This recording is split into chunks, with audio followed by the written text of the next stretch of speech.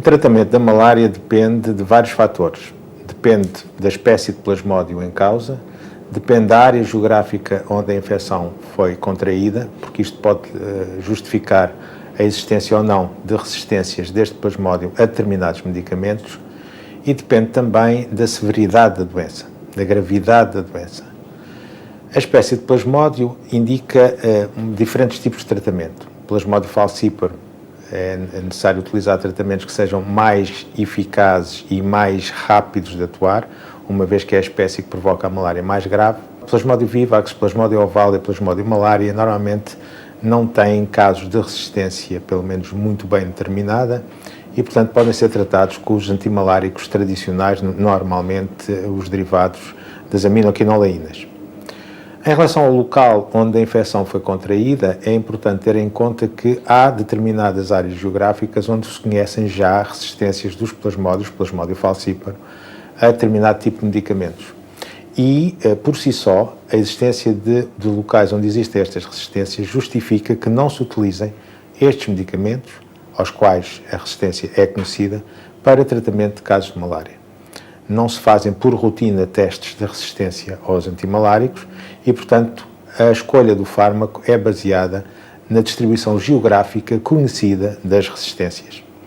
Em relação à severidade da doença, é extremamente importante que tenhamos em conta o estado imunitário do doente em relação à malária. Pessoas que já tiveram malária, casos, ou pelo menos crises de malária anteriores, são pessoas que têm uma maior suscetibilidade em termos de resposta ao tratamento e, portanto, em princípio, não vão desenvolver malária grave. As pessoas que nunca tiveram malária são pessoas que não têm nenhum tipo de resposta imune ou parasita e, portanto, poderão ter uma resposta exacerbada e desenvolver as formas graves de malária. Existem muitos fármacos para o tratamento da malária, desde o fármaco inicial, o quinino, até os mais recentes, a associação atovaquona com proguanil ou as artemisininas. Houve um grande percurso em termos de investigação ligada a medicamentos para a utilização de tratamento das infecções por plasmódio. Isto quer dizer que nenhum dos medicamentos é totalmente eficaz, ou porque existem resistências, que é o principal problema, ou porque alguns deles têm contraindicações ou efeitos secundários que podem não ser muito úteis para um tratamento eficaz. Os mais recentes fármacos, as artemisininas, são medicamentos que têm grandes vantagens do ponto de vista da sua rapidez e porque são rápidos a atuar, portanto, e porque não são conhecidas ainda resistências do Plasmódio falciparum a estes fármacos. No entanto, existem já algumas indicações do ponto de vista de estudos moleculares que indicam a possibilidade de haver já alguns marcadores genéticos para esta resistência. No entanto, in vivo, isto é, nas pessoas que são tratadas, não se conhecem ainda, felizmente, resistências a estes fármacos. Estes fármacos são aqueles que estão a ser utilizados hoje em dia na maior parte dos países endémicos para a malária como medicamentos de primeira linha. Os principais efeitos secundários destes medicamentos ou contraindicações têm a ver com cada um deles, obviamente. Por exemplo, o quinino pode ter alguns problemas ligados ao aparelho cardiovascular, sobretudo quando utilizado em excesso. A mefloquina, que é utilizada também como preventivo, tem alguns efeitos ligados não só ao aparelho cardiovascular, mas também à área psíquica. Por exemplo, não pode ser utilizada em indivíduos que tenham algum problema da área psíquica. Mas, do ponto de vista geral, a maior parte destes medicamentos é bem tolerada e não existem contraindicações absolutas. Isto é, podemos substituir um medicamento por outro, desde que o plasmódio seja sensível a esse medicamento. Um ponto importante em relação a esta questão é a utilização destes medicamentos durante a gravidez. Apenas o quinino e a cloroquina estão completamente indicados nestes casos. Alguns dos outros medicamentos não são recomendados, não porque haja alguma evidência absoluta de que são teratogénicos ou mutagénicos, mas porque, sobretudo para os medicamentos mais novos, não são conhecidos ou não foram feitos, pelo menos, estudos exaustivos em termos da utilização destes medicamentos na gravidez.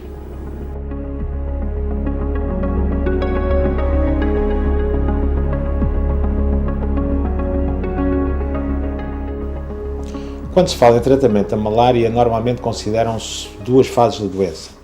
A malária simples ou não complicada, o acesso simples, ou a malária grave ou malária cerebral. Para a malária não complicada, o tratamento e os fármacos que temos ao nosso dispor ainda são alguns, temos alguma possibilidade de utilizar várias hipóteses para esse tratamento, mas aquilo que se deve fazer é, sobretudo em áreas endémicas da doença, respeitar as linhas dos programas nacionais de malária, que estabelecem quais são os medicamentos de primeira linha, segunda linha, etc., para o tratamento dos doentes com malária.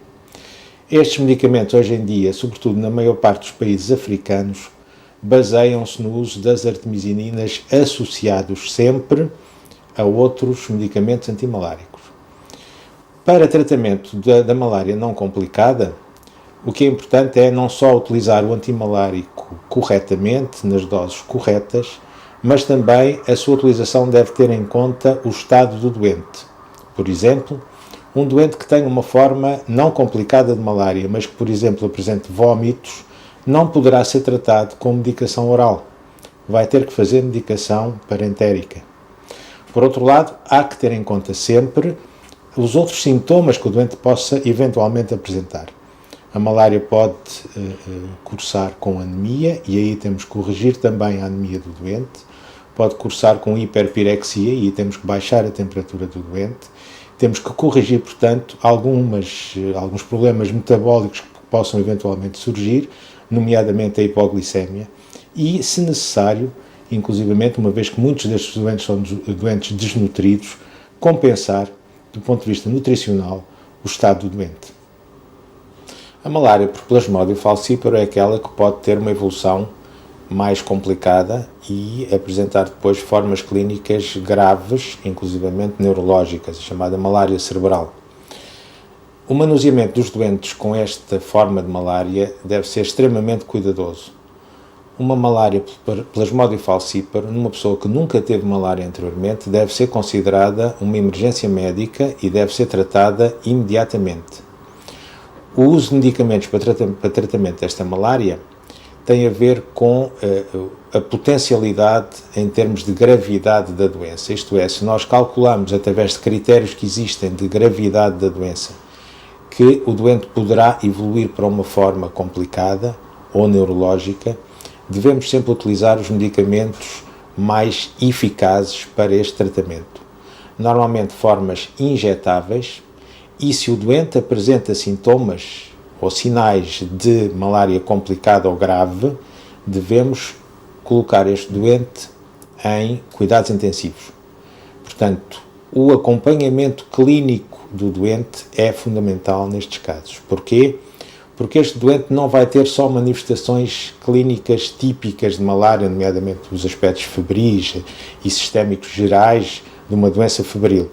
Não, este doente poderá ter depois as complicações ligadas a fenómenos metabólicos, alterações do equilíbrio hidroeletrolítico, a hipoglicemia, fenómenos multissistémicos, com insuficiência renal, com insuficiência hepática, os problemas de anemia grave, e portanto todas estas questões têm que ser avaliadas integradamente e em unidade de acompanhamento continuado, idealmente de cuidados intensivos.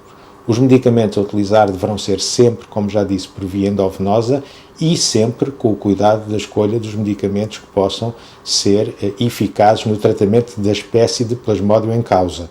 Não vamos utilizar, obviamente, medicamentos aos quais possa existir suspeita de resistência.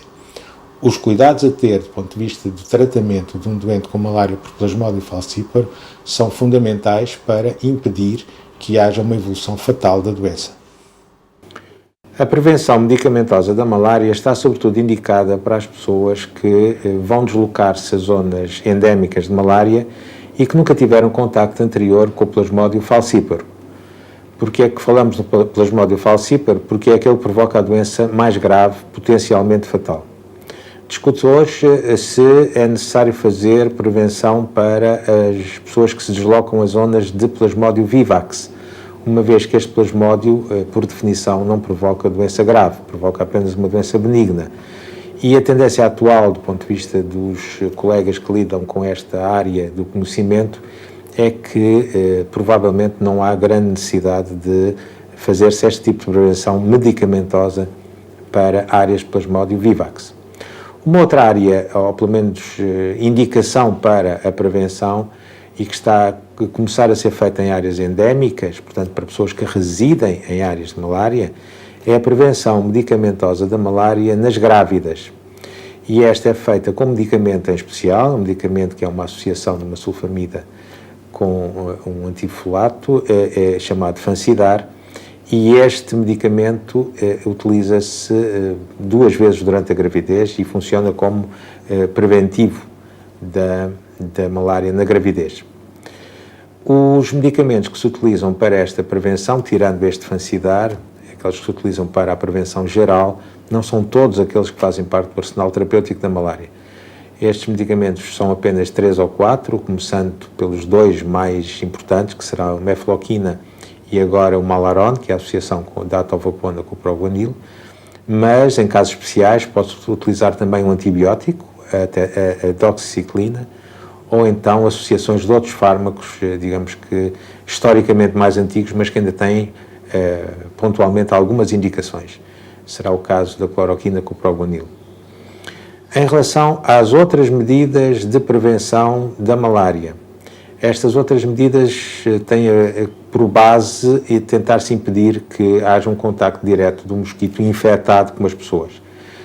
Aqui a prevenção passa primeiro pelo conhecimento das horas do dia que o mosquito está mais ativo, e essas horas, no caso do Anopheles, são entre o pôr do sol e o nascer do sol, e depois tentar encontrar obstáculos à picada do mosquito. E esses obstáculos são físicos, através das roupas que as pessoas poderão utilizar, roupas que tapem o corpo, mas que necessariamente, uma vez que estas regiões são regiões de climas quentes, são roupas que terão que ser frescas, normalmente claras e bastante largas, mas que tapem o corpo.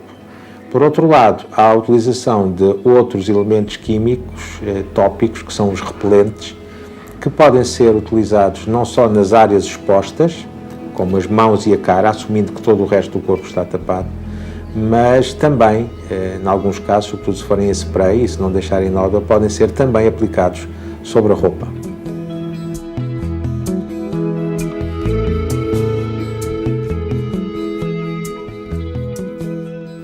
O controle da malária passa por várias medidas, umas ligadas ao contacto entre o inseto e o homem, outras ligadas à luta contra o inseto vetor e ainda outras que têm a ver com a comunidade através de educação para a saúde das populações. Este controle, as lutas de controle da malária, a luta contra a malária, deve ser feita sempre pelos programas nacionais dos países onde a malária é endémica. Isto quer dizer que não há uma preocupação grande dos países onde a malária não existe em relação a este tipo de controle. Pode parecer isto, mas a verdade é que há neste momento uma grande movimentação do ponto de vista internacional, ligada à Organização Mundial de Saúde e a várias outras instituições, algumas delas de financiamento, para haver um movimento global de luta contra a malária, o chamado Rollback Malaria, tentando fazer recuar a malária para valores inferiores àqueles que existiam no início do século XXI. Os países que neste momento estão envolvidos em relação à luta interna contra a malária têm alguns problemas pela frente. Por um lado, problemas económicos, em que é necessário dinheiro para implementar as medidas de controle e de luta. Por outro lado, medidas que têm a ver com alguma padronização das lutas. Isto quer dizer que alguns países têm medidas de controle que são diferentes de outros. E muitas vezes nestas zonas, sobretudo em África, as fronteiras são relativamente artificiais. E se um país faz ou toma determinadas medidas que não são tomadas pelo país vizinho, pode haver aqui algum conflito do ponto de vista dos resultados que possam existir através destas medidas. Quando são implementadas estas medidas, e posso dar-vos alguns exemplos, por exemplo, em relação a tentar impedir o contacto entre o mosquito e o homem, é simples, através de redes mosquiteiras, distribuição em massa de redes mosquiteiras, por exemplo, que tem funcionado muito bem em alguns países que implementaram esta medida. A luta contra o vetor através de medidas de combate biológico, em termos dos criadores onde existem os mosquitos, utilizando vários tipos de técnicas e de materiais biológicos para impedir a proliferação de mosquitos, e depois as campanhas que são feitas em termos de sensibilização das populações para a luta contra a malária, para tomarem determinadas medidas evitando a prevenção da picada do mosquito. Mas finalmente aquela que é sempre permanente e que funciona como uma medida importante é aquela que tem a ver com o tratamento dos casos. Quando as pessoas são tratadas, em princípio, a malária ficará curada e só voltarão a infectar-se se forem novamente picadas. Ora, uma pessoa que não está tratada é um potencial reservatório de infecção. E, portanto, a luta contra a malária, tendo como base também o tratamento das pessoas infectadas, é extremamente importante.